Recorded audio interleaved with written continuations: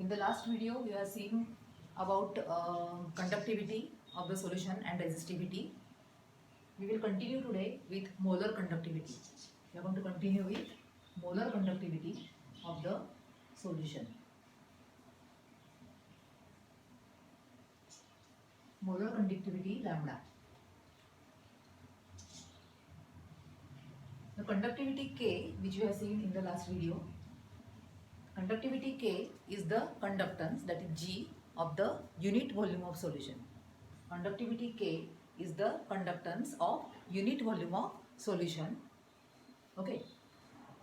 If you have a volume 1 cm cube of a particular solution, whatever is the conductance which is due to the ions which are formed due to electrolyte, that conductance is conductivity. It is the conductance of unit volume of solution which is due to the ions which are present in that particular unit volume. Okay, but with the help of this electrical conductivity, we are not able to differentiate, we are not able to compare the conductivities for different solutions, because if different solutions, they have different concentrations. For example, if we take one solution having concentration 1 molar, and if we take another solution having concentration 0.1 molar, of course the solution having more concentration will have more number of ions per unit volume, and therefore the conductivity of that particular solution will be more, and therefore we are not able to compare the conductivities, electrolytical conductivities, with the help of this K, and therefore the concept of molar conductivity is introduced. What is molar conductivity? Molar conductivity is the conductance of the solution having concentration 1 molar. Okay, concentration of the solution, if it is same, and then if you will compare the conductivities, that becomes molar conductivity. Okay, denoted by lambda. Now we will see what is the relationship between conductivity K and molar conductivity. What is the relationship between conductivity and molar conductivity? As we have seen, conductivity K is the conductance of only unit volume of solution. And what about lambda? Lambda is molar conductivity. If you have a solution having volume V, total volume of the solution is V, and if you will add 1 mole of any electrolyte to it, okay, then that conductance is nothing but molar conductivity. Okay, now if this total V volume is divided into small unit volumes, then the conductivity in that particular unit volume, because of the ions which are present in that particular unit volume, is nothing but K. Okay. Now K is the conductivity for any concentration of the solution C. Instead of that, if you have concentration 1 molar, if you have concentration of the solution 1 molar, that is nothing but our molar conductivity denoted by lambda. So what is lambda? Lambda is equal to K upon C. Lambda is equal to K upon C. Isn't it?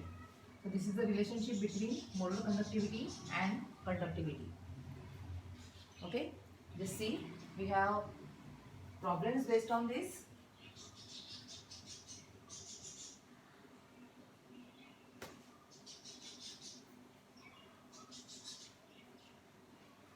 Now K is the conductivity for unit volume of solution. No? So if volume of the solution is 1 cm cube, okay, then that conductivity is K. Instead of that, if volume is V cm cube, then also the conductivity is lambda. That is also equal to K into V, one and the same, isn't it? K into V, or you can say K upon C. K upon C, because V and C, they are inversely proportional. Where C is the concentration in moles per liter. C is the concentration in moles per liter. Or you can say it is equal to K upon 1000 C upon 1000 moles per cm cube. C upon 1000 moles per cm cube. Okay, or you can say it is equal to 1000 K upon C. What is the conclusion? Lambda will be equal to 1000 K upon C. Lambda is equal to 1000 K upon C. Okay, so conductivity is the conductance of unit volume of solution, and molar conductivity is the conductance of the solution having concentration 1 molar. Okay, so with the help of this we are going to solve some problems. Very simple problem. One problem is given in your textbook where K is given, C is given, lambda is to be calculated. Okay, problem section we will see later on. Before that, we will continue.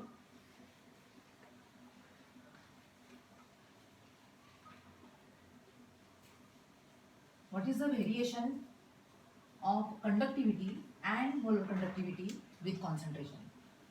What is the how conductivity K and molar conductivity lambda, they will vary with concentration of the solution. Okay, now see, conductivity, conductance of unit volume of solution.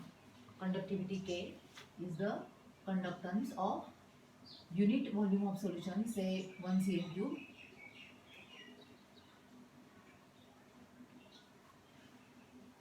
Okay, now if you have 1 cm cube of solution, okay, and if you have electrolyte in it, the ions which are produced from it, they are going to produce conductivity. Okay, and if you will dilute such solution, if you will decrease the concentration of such solution, if you will decrease the concentration of solution by adding water, so what will happen? Because of addition of water, the electrolyte will dissociate more. The electrolyte will dissociate more, and therefore the number of ions which are produced, they will be more in number. Okay, so what you must be thinking, as if you will dilute the solution, as the number of ions are increasing, the conductivity will increase. But it is not happening because conductivity is the conductance of unit volume of solution. So in that unit volume, the number of ions which are formed, they do not increase in proportion of the dilution.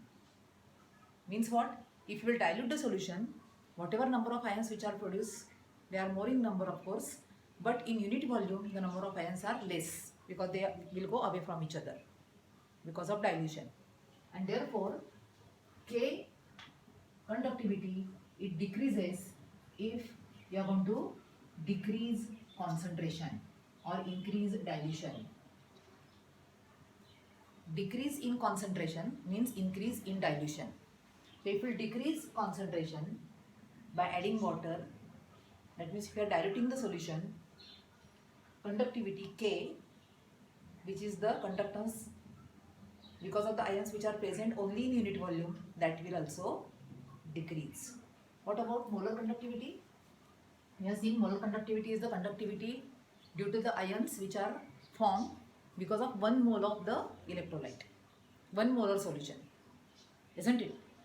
So if the number of ions which are formed, if they will increase, then conductivity, molar conductivity will increase, isn't it? So we are going to see effect of concentration on molar conductivity for strong electrolytes and weak electrolytes. Okay, so you will see that with the help of graph. If you will plot the graph of molar conductivity and square root of concentration, we will get different type of graphs for strong and weak electrolytes. Okay, for strong electrolytes, of course strong electrolytes, they are going to dissociate more.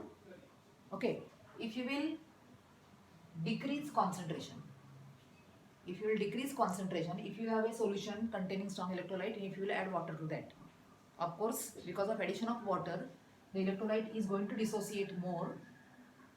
Okay, it is not like conductivity, which is the conductance of only unit volume of solution. So what is going to happen? the molar conductivity will increase, and increase is sharp. So the nature of graph, if you will observe, okay, if you will decrease concentration, increase dilution, see at this particular concentration which is very high, okay, at this particular concentration the molar conductivity is less. If you will increase, if you will decrease concentration, if you will, that means if you will go from right to left, that means you are increasing the dilution. What is happening? Molar conductivity is increasing. With dilution, molar conductivity is increasing. With decrease in concentration, molar conductivity is increasing. Okay, so we'll get graph like this. Okay, if you go on adding water, a time will come when even if you are diluting the solution, the number of ions which are formed, they are not going to change, because these are the ions which are produced only from 1 mole. Okay, so at a particular point when you are adding water, go on adding water, at a particular point the number of ions will remain the same, stable, and that will be the maximum conductance. That will be the maximum conductance, because it is the conductance because of all the ions which are present. That is lambda naught. What is that? Lambda naught. Molar conductivity at infinite dilution or zero concentration. Molar conductivity at infinite dilution or zero concentration. So how to get that value? If you plot graphs of lambda versus square root of concentration, and if you will extrapolate the graph, you are able to get the value of lambda naught. Okay, so this is about strong electrolyte. If you have weak electrolytes, and if you will add water to that, if you will decrease the concentration or increase the dilution, of course for weak electrolytes also the number of ions are going to increase with dilution. Okay, so molar conductivity is going to be increase, but that increase is not as sharp as strong electrolyte. So what will be the nature of graph? See, the nature of graph for weak electrolyte is somewhat like this. Okay, it is not sharp increase. So will you be able to get lambda naught values? Even if you will extrapolate the graph, we are not able to get molar conductivity at infinite dilution for weak electrolytes. Okay, so that can be obtained with the help of Colash law.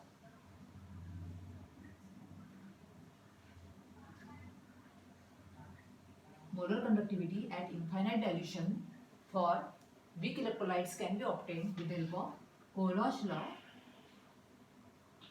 That law and its applications we are going to see in the next video. Thank you.